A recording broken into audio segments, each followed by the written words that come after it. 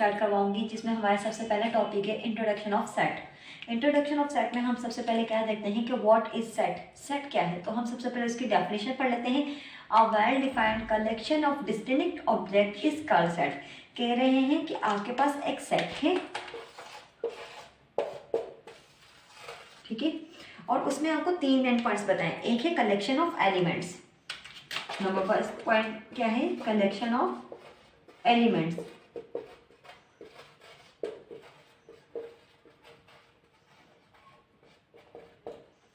और second point आपको कहा है डिस्टिंक्ट। डिस्टिंक्ट का मतलब इसमें क्या मतलब कि नॉट रिपीट।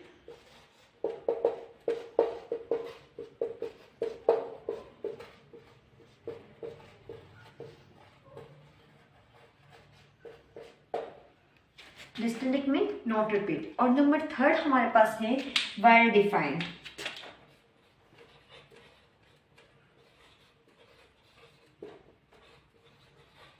अब हम एक एक करके सबको डिस्कस करते हैं। सबसे पहले हमने कहा collection of elements. Collection of elements क्या होता है कि आपने एलिमेंट्स की कलेक्शन करनी है, कि जैसे आपने किस चीज़ का सेट बनाना है। अगर मैं आपको कहूँ वॉवेल्स का सेट बनाना है तो वॉवेल्स यानी कि ए ई आई ओ यू, ये हम क्या कर रहे हैं, कलेक्शन कर रहे हैं एलिमेंट्स की। जब हम कलेक्शन कर लेंगे एलिमेंट्स की, उसके बाद फिर हमारे पास होना चाहिए डिस्टिंक्ट। डिस्टिंक्ट का मतलब है नॉट रिपीट, यानी कि अगर हमने वॉवेल्स, सपोज करें हमने वॉवेल्स की कलेक्शन की थी, ठीक है।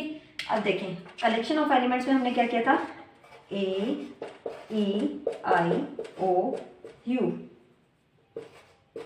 यानी कि हमने ये चीज डिस्कस की कि ये कलेक्शन ऑफ एलिमेंट्स है।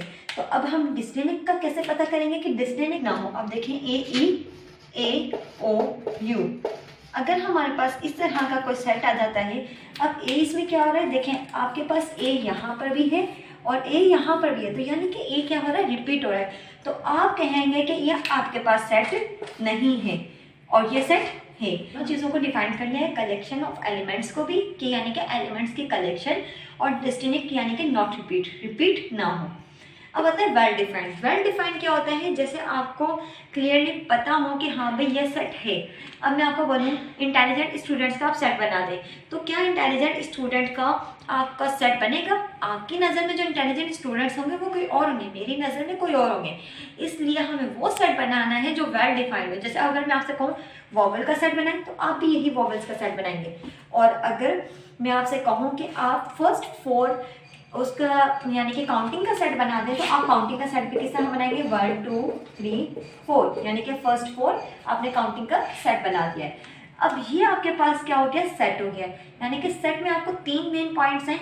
एक कलेक्शन ऑफ एलिमेंट्स, पहले हमने कलेक्शन के एलिमेंट्स की, देन हमारे पास डिस्टिंक्ट यानी कि नॉट रिपीट, नॉट रिपीट इसमें कोई रिपीट नहीं हो रहा। नंबर थर्ड वेल डिफाइंड, यानी कि अगर मैं आपको कहूँ कि फर्स्ट 4 उसका काउंटिंग का आप सेट बनाएं, तो आप भी यही सेट बनाएंगे जो मैंने यहाँ पर लिखा है।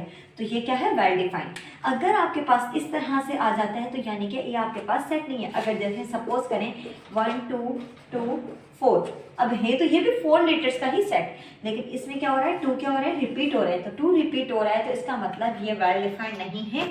और नॉट रिपीट यानी कि डिस्टिंक्ट नहीं है, रिपीट हो रहे हैं, तो ये आपके पास क्या होगा, सेट नहीं होगा। तो ये सेट नहीं है और ये सेट है। आई होप आपको सेट समझ में आ गया होगा। अब हम नेक्स्ट पढ़ेंगे प्रॉपर्टीज ऑफ सेट।